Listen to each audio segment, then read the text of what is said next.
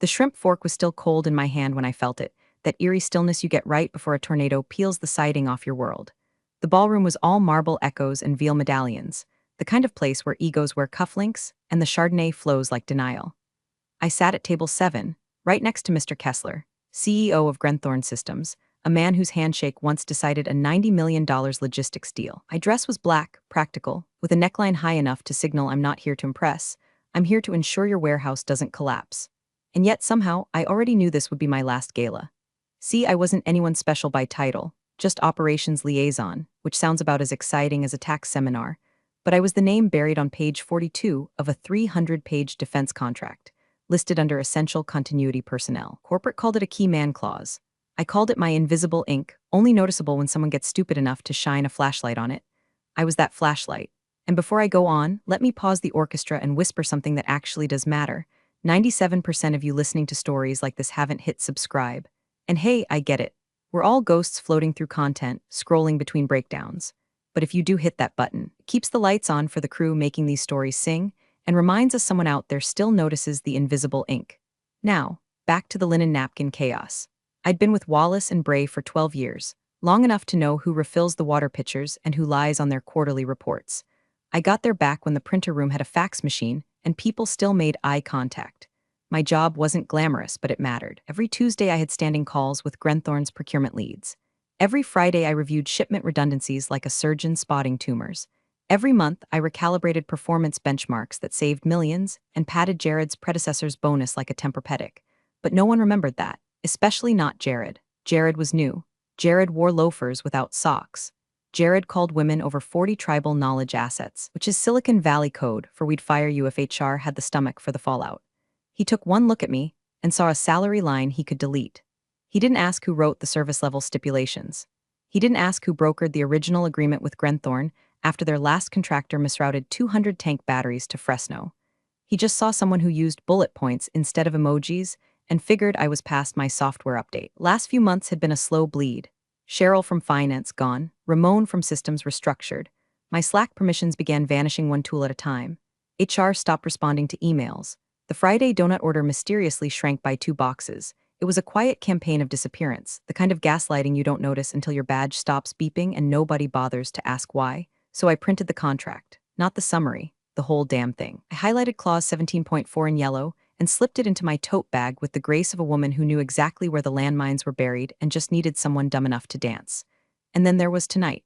The gala, the pageantry, the fiddling while Rome's HR department burned. Kessler leaned toward me over his third glass of wine, asking about our regional onboarding flows. I answered like I always did, clear, competent, and just a hair above robotic. He didn't need fireworks, he needed dependability, and I'd spent over a decade being the human duct tape between his systems and our C-suite's fantasies. Meanwhile, across the room, Jared laughed a little too loud with a circle of partners I'd onboarded myself back in 2016.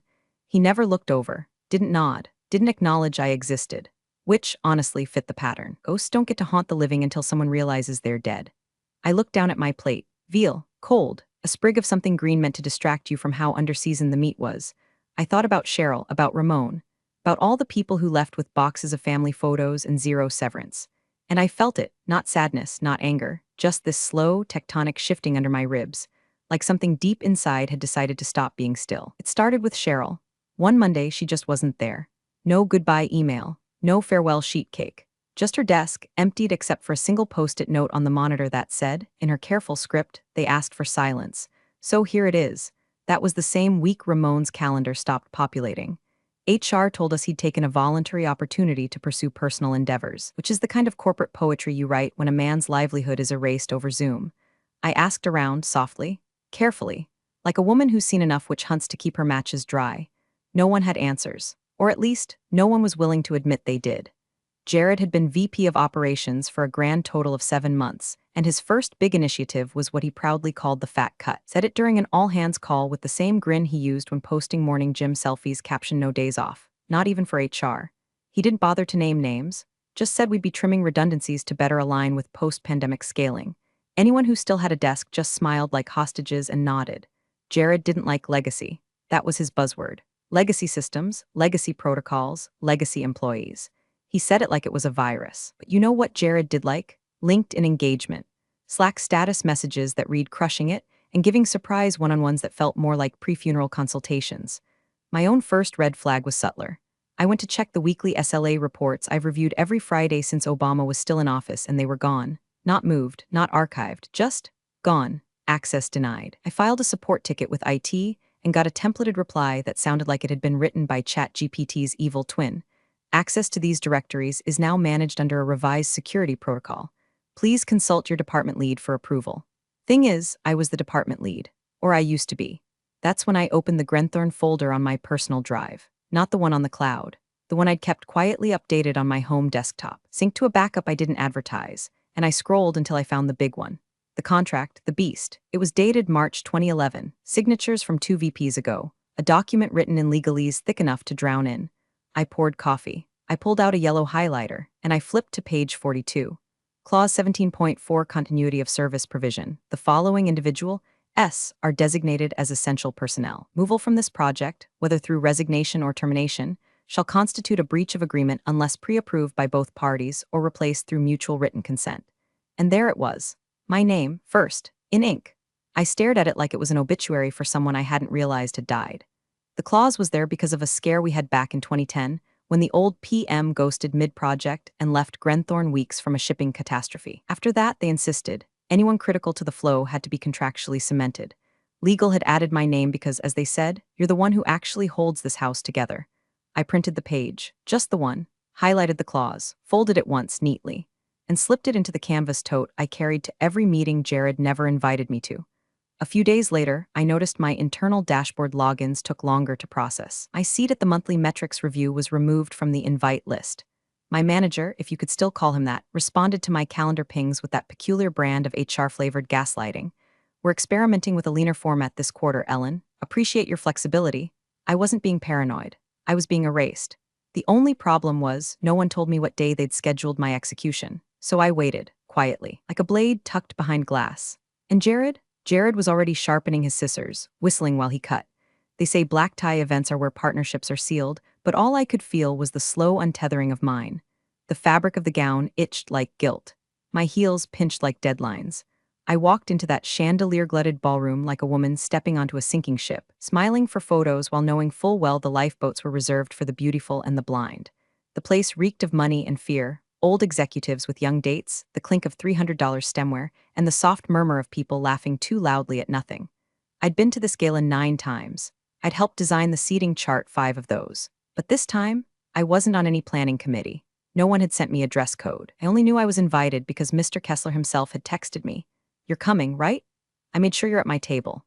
And there he was, Mr. Robert Kessler, CEO of Grenthorne Systems, leaning back in his chair like a man who'd seen 3 wars and still didn't trust peace.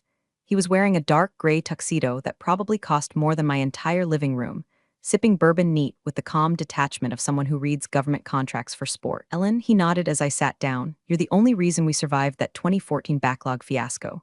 Don't think I've forgotten, he meant it. Kessler wasn't one to waste praise. He handed it out like a black market organ, rarely, surgically, and only to those who'd earned it. Just glad we got you those fuel cells in time, I said, folding my napkin, voice steady, hands colder than the silverware. Across the ballroom, Jared held court with a half-circle of consultants and junior executives. He was all teeth and hair gel, gesturing like he was coaching a startup through a TEDx audition. Every now and then, someone at his cluster laughed too loud, some poor intern or director eager to suck up the fumes from whatever tech jargon he'd cribbed off Forbes that morning. He never looked my way. Not once. It was like I'd never existed, like someone had already wiped me off the org chart and was just waiting for IT to catch up. They'd seated me 2 chairs from Kessler, near a former state rep and a director from Janssen Aerotech. All small talk and fork clinks, but my mind was miles away, back at my desk, back in the cubicle where Cheryl used to keep a jar of mints and Ramon stuck comic strips to the printer. Back when team wasn't just a word Jared used before eliminating half of one. The salad came. Arugula and whatever edible flowers chefs like to pretend are worth $28. I picked at it. Kessler talked about supplier chain reforms and overseas compliance, topics I usually love, but tonight felt like distraction, like humming in a burning room. Your VP's here, Kessler said offhandedly, eyes drifting toward Jared. Yep, I replied, dry as drywall. He's very enthusiastic. Kessler raised a brow. Enthusiastic's one word. I smiled tight. He didn't press. He didn't need to. Men like him knew when someone was being phased out, they'd seen it too many times. Hell, they'd probably signed off on it more than once. but there was something in the way he looked at me, measured, curious, like a man checking for cracks in a dam he thought was solid. The night dragged in polite, sparkling misery. I answered questions. I passed roles. I made eye contact and laughed when required. And all the while, Jared never looked over. Not once. Not a nod, not a glance, not even an accidental gaze that might signal, oh hey, I remember you exist and you're the reason we still have a logistics stream. It was like I'd already been deleted. Like someone had pressed backspace on my legacy and the cursor was now blinking where my name used to be. And the thing is, he could have acknowledged me. He could have waved. Could have said something like, glad you're here, Ellen, or even just a nod across the room. Basic decency, corporate style. But silence is louder when it's deliberate. And I knew in my gut the decision had already been made. I was just the last one to be told. Still, I kept my back straight. I clinked my glass during the toast. I didn't fold, because no one notices invisible ink until it bleeds. It came between bites of veal, cold, rubbery, overdosed. My knife had just met a bone it shouldn't have when my phone buzzed in my clutch like a distant warning siren. I don't check messages during dinners with clients. That's one of my rules. But something in the vibration felt off, longer, more insistent, like it knew. I slid the clutch open and thumbed the screen. Jared M., 8:44 p.m. Pack up Monday. We're streamlining. Services are no longer required. No greeting, no punctuation, not even my name. Just services, like I was a vending machine past warranty. My stomach didn't drop, my heart didn't race. There was no cinematic gasp, no shattered wine glass, no soft jazz pause, just stillness. The kind of stillness that comes when a blade finally exits the skin after years of pressure. I looked at it for 3 seconds, took a breath through my nose, and then, without turning my head, I tilted the screen toward Kessler. He was in the middle of swirling bourbon in his glass. He paused, read the message, once. Then again, his eyes didn't widen. His lips didn't part. He just set the glass down on the white linen, folded his napkin once, and leaned in like he was about to discuss something as mundane as freight capacity. Do you remember Clause 17.4? He asked, voice low, calm, deadly smooth. I nodded. He pulled out his phone, some matte black model that probably doubled as a satellite transponder in emergencies, and began typing. Deliberate, 2 thumbs, no urgency, no typos. Then he showed me the screen. To Jared M., I believe you just terminated our master service agreement as well. See you in court. He didn't press send immediately. He looked at me first, that question lingering in the air between us like smoke. Are you sure you want this? I didn't smile. I didn't blink. I just nodded again, barely more than a tilt. He sent the message. And in that moment, new silence was born, not the awkward kind, not the ceremonial hush before a speech, but a silence with gravity. A silence with consequences. Somewhere across the ballroom, Jared's phone buzzed in his jacket. He didn't check it right away. He was too busy laughing at his own story, surrounded by people who didn't know the floor had just fallen out from under him. Kessler turned back to his plate like nothing had happened, took another sip of bourbon, picked up his fork. I went back to eating. There was no panic in me, no rage, just a cold sense of completion, like watching a missile finally leave the silo after years of waiting underground. It wasn't vengeance. It was protocol. Jared thought he was streamlining. What he actually did was set off a legal landmine crafted by people who understood that continuity wasn't a buzzword, it was a contract, and he just violated it. I didn't need to raise my voice. I didn't need to argue. Jared's arrogance had fired the gun. All I did was make sure it was pointed at the right clause. Around the room, people kept chatting, toasting, cutting into overpriced protein, but I felt the shift like wind changing before a storm. Jared finally looked at his phone. His face didn't crack, not yet, but his brow furrowed. His jaw ticked. He stepped away from his circle toward the lobby, moving quickly and without his usual swagger. Kessler smiled at the dessert menu. They're doing creme brulee tonight, he said, like we were talking about weather. They always burn it, I replied. He grinned wider. Not the only thing getting torched.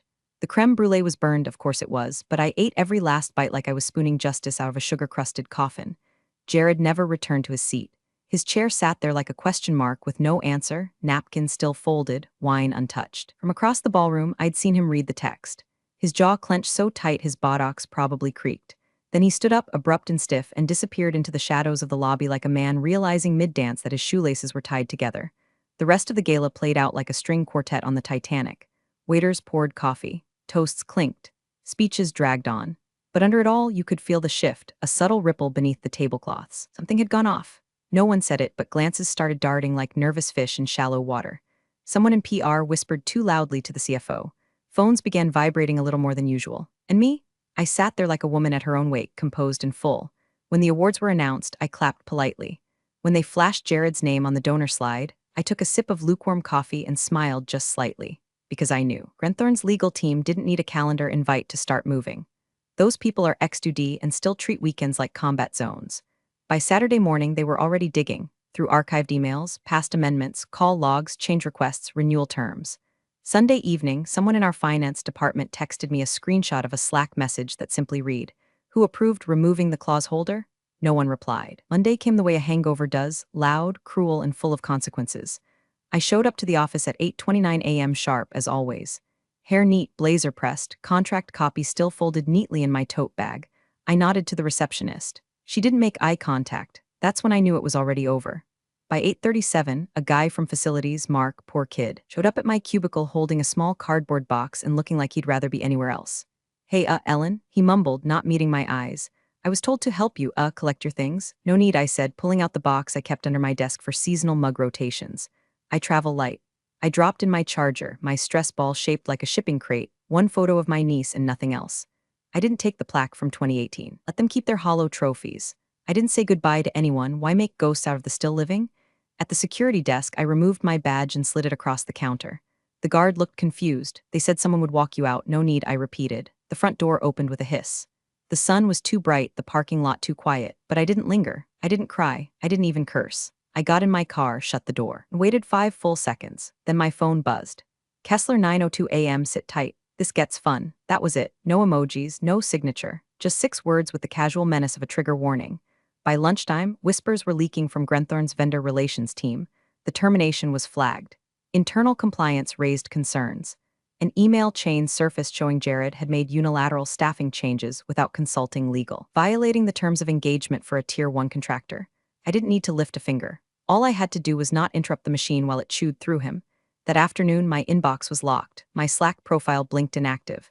My name was removed from the weekly meeting roster. But the thing about trying to erase a key name is, sometimes that name is the one that unlocks all the consequences. I wasn't gone. I was detonated. By Tuesday morning, Wallace and Bray's lawyers had already entered the first stage of corporate grief. Denial, with a side of white-knuckled panic. They sent a memo to Grenthorne claiming the clause in question, Clause 17.4, continuity of service provision, was contextual and non-binding under the current scope of vendor relationships. They even had the audacity to suggest the wording was outdated, referencing personnel no longer central to operational workflows. Here's the kicker: my name wasn't just scribbled in the margins. It was etched right there, bolded with a timestamp and initials from 3 executives, including the now-retired general counsel who used to call me the only adult in the damn building. And unlike most of the contracts Jared skimmed between reps at his standing desk treadmill, this one was never amended. Not once. Not in 12 years. Grenthorne's reply was swift. 1 sentence, 14 words. "Your firm has breached contract terms. Formal complaint and demand for damages incoming." By noon, the lawsuit was filed. Not threatened, filed. The number hit like a bomb: $38 million, immediate projected losses, government penalties, and potential delays in 5 military supply chains due to the severed continuity. But it wasn't just the dollar sign that did it. It was the fact that the breach was so stupidly preventable, so embarrassingly reckless, that PR couldn't even spin it. The firm's general counsel reportedly slammed a binder across a conference table and muttered, "You fired the clause holder?" Like he'd just found out someone accidentally donated the company credit line to a fake orphanage. Internal audits began within hours. HR logs were pulled. Email trails were scrubbed. Slack channels went read-only. Everyone was digging for someone, anyone, who could say they signed off on my termination. Didn't find anyone because there wasn't anyone. Jared, in all his sockless glory, had acted unilaterally. No legal review, no leadership sign-off, no due diligence, just vibes. He tried to pull rank, of course. Sent an all-hands email claiming the clause had aged out, that he was fully empowered to make strategic personnel decisions in alignment with post-pandemic restructuring goals. But HR wasn't biting. Legal wasn't biting. And the board. They weren't just not biting, they were sharpening their knives. A week later, an internal email leaked. 4 words in the subject line: "Who approved firing Ellen?" The thread had no replies, not even a single "let me check." Just a chain of executives quietly choking on their own omission. And me? I was on my porch, tea in hand, watching squirrels decimate my bird feeder.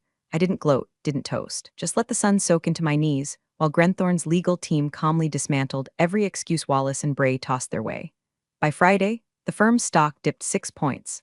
By Monday, their biggest West Coast client canceled a contract renewal. Someone in comms had the brilliant idea to call it an unfortunate misalignment of internal protocols, which is legalese for we hit ourselves in the face with a rake. Jared stopped posting on LinkedIn. His last update, excited to lead our next phase of growth, was now a grave marker floating above a battlefield he didn't know he'd started. No one blamed me, because I hadn't pushed the avalanche. I just stepped aside and let it fall. They tried to hide it at first, shoved the whole mess behind a velvet curtain of legalese and press silence, but $38 million doesn't go quietly, and neither do government contracts. By the following Thursday, Wallace and Bray's board was herded into an emergency meeting that bled well past midnight. The kind where no one finishes their Pellegrino, and someone inevitably gets cornered in the hallway sobbing into a branded stress ball. The minutes leaked. Investor reps from at least 3 funds demanded heads, not metaphors, actual personnel terminations. One board member apparently asked, dead serious, "How do you accidentally fire someone named in a federal continuity clause?" Jared, in a last-ditch performance, tried to frame it as a miscommunication between HR and operations. He threw around words like fluid restructuring, climate, and alignment friction, but it didn't land. Not this time. Not with every C-level sitting there staring at a printed contract with my name on it. So they placed him on administrative leave, which is HR's version of slowly rolling you in bubble wrap before tossing you off the roof. His office was emptied overnight. His parking badge deactivated. They didn't even let him send a goodbye Slack. The general counsel, realizing his name had been on too many CC'd threads and too few action items, resigned before sunrise. No announcement. Just vanished. His assistant told someone he'd decided to refocus on family, which I guess is what you say when your inbox has become evidence. Audits began in earnest. Not the polite kind either. The kind where finance combs through meal reimbursements and IT pulls full text logs from every internal channel dating back 5 fiscal years. Half the firm went silent overnight, like rats realizing the lifeboats were reserved. And then came the cherry on the corporate sundae. Grenthorne's PR department issued a single-paragraph statement to the industry trades. It was clinical, bloodless, and brutal.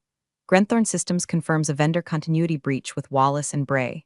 We are currently pursuing remedies as outlined in our agreement and have transitioned operational oversight accordingly. No spin, no dancing. Just confirmation that we'd screwed the pooch on a multi-year, multi-million-dollar deal. They were now in open pursuit of scalps. That same day, buried in my inbox between a coupon from Michael's and my niece's Girl Scouts fundraiser, came an email from Anonymous at W by internal com subject. No subject, you warned them. They didn't listen, that was it. 7 words, but it hit harder than all the lawsuits combined. I sat there for a long moment, rereading it, thinking about every meeting I'd sat through where I'd flagged risks, filed compliance updates, submitted continuity assessments. All of it either ignored or repackaged and presented by someone with a better jawline and a worse understanding of logistics. Now, in some basement war room, my name was finally being spoken. Not with reverence. Not even with respect, but with regret. It wasn't satisfying, not exactly. It was something quieter, deeper, like watching termites finally collapse the porch you told them about 5 years ago. And I didn't need a headline. I didn't need credit. All I needed was the sound of their panic echoing down the halls I used to keep standing. The invitation came by courier, not email. An embossed envelope tucked inside a navy folder bearing Grenthorne's logo in raised silver. Just my name. No miss, no preamble. Inside, a handwritten note on thick card stock. Lunch. I treat, just us. RK, there was no RSVP button, no location link, just a time, a date, and the name of a small bistro I hadn't been to since it catered for one of our earliest logistics summits. Back then, Kessler was just a regional director with a map tattooed to his brain and an allergy to incompetence. Now, he was CEO of the whole damn machine, and still remembered the waitress who got his order wrong once in 2013. I showed up 2 minutes early. He was already there, no tie, no bodyguard, just a clean linen shirt and a glass of iced tea sweating beside a spiral notebook. No laptop, no lawyer, no PR rep perched behind the ficus. It wasn't business theater, it was real. "Ellen," he said, standing, shaking my hand like we were sealing a pact instead of greeting for lunch. "You look unbothered." "I'm getting good at it," I said, taking my seat. Didn't talk about Wallace and Bray right away, or the lawsuit, or Jared. He asked about my niece, my garden, whether I still made those sweet potato biscuits I used to bring to supplier meetings. I asked him if his warehouse team ever figured out the pallet tracking software I warned them would fail during leap years. He laughed, he remembered. Eventually, he leaned forward. No menu, no signal to the waiter. "I'm offering you a position," he said. "Director of Continuity, it's yours to define.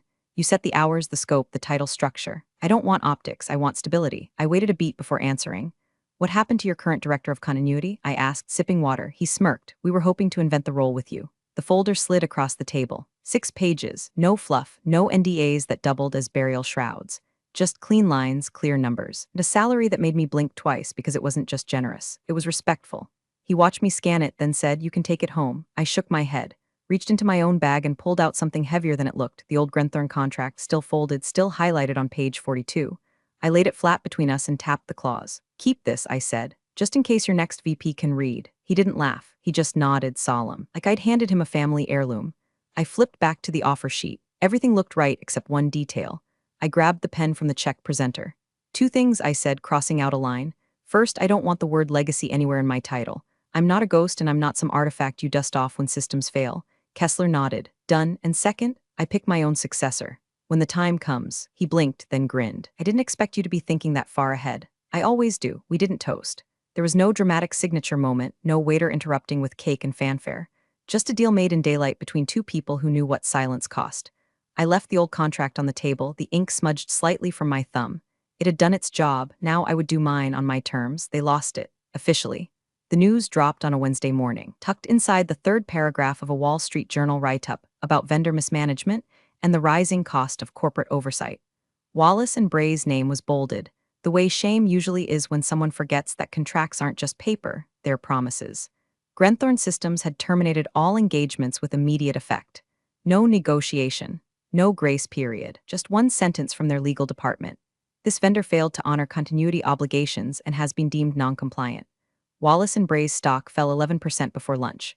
By close of day, analysts estimated $250 million in long-term losses, once you factored in the ripple effect. 2 government audits, 1 canceled aerospace bid, and 3 clients quietly initiating review of partnership terms. Inside the firm, chaos grew roots. The CFO tried to spin it in an internal email as a mutual disengagement, but no one bought it. You can't mutually disengage when you're the one holding the smoking gun with your name etched into the grip. Jared's LinkedIn, once a smug stream of thought leadership drivel and gym selfies, went dark. His profile photo disappeared. His banner, once a filtered cityscape captioned Building Operational Excellence, was replaced with a blank gray box. Rumors flew. Some said he took a strategic sabbatical, others that he was consulting independently. But insiders knew he was last seen boxing up his standing desk accessories, while HR waited like bouncers outside a nightclub for deadbeat interns. Whispers reached me through back channels. One VP allegedly muttered during a board meeting, "Next time someone says key man clause, I'm tattooing it to my forearm." But by then, I wasn't there. I wasn't on their call logs or in their Slack threads. I wasn't being CC'd or quietly looped in. I was gone, and that was the point. I spent the next month working part-time from my back porch, if you can call occasional strategy calls and invoice approvals working. My new Grenthorne contract didn't include punch cards or performance reviews, just a clear directive: keep us standing. The rest of the time, I read books I never finished, tended my late summer tomatoes, drank coffee that hadn't been reheated 3 times between meetings. No alarms, no team-building workshops, no Jareds. One afternoon, while the sun warmed the balcony and the neighborhood kids made noise like hope down the street, a brown parcel arrived. No return address, no note. Inside, a frame, black walnut, glossy glass, and behind it the original Wallace and Bray Grenthorne contract. Page 42 facing out, clause 17.4, highlighted in faded yellow. My name, Ellen D. Renner, still legible, still standing. I set it beside me, poured a second glass of Pinot, and leaned back in my chair. The breeze was soft. The silence clean, and I thought not of revenge, not of fury, not even of triumph. Just this: they should have asked who the key man was before pulling the trigger. You're the real MVPs of the office jungle. Thanks for watching. Smash that subscribe button, or the coffee pot might just forget your next brew.